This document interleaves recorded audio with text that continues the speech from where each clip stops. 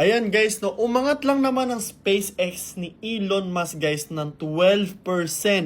In just 2 hours guys na nagbukas ang market, ang US stock market guys. And if hindi nyo alam guys, no, sinabi ko na to sa ating private group. Ayan guys, no, ang insight, no, na aabot siya ng 150 to 180 by the next month. Yan ang insights natin for SpaceX. And to be honest guys, bumili rin po ako ng SpaceX niya, no, makita nyo. May 3 shares tayo guys and up na tayo ng 13%.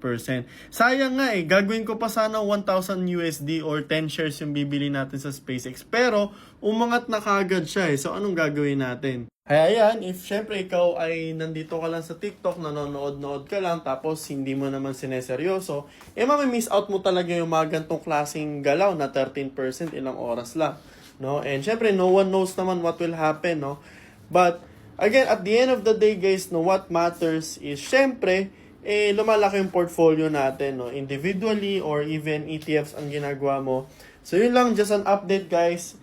Ay nako, paldo na naman si Elon Musk nito guys, kasi kung umangat lang naman ng 13%, para siya nadagdagan ng 130 billion, no, sa net worth niya, no. So basta paldo talaga si Elon Musk guys, yun lang masabi ko.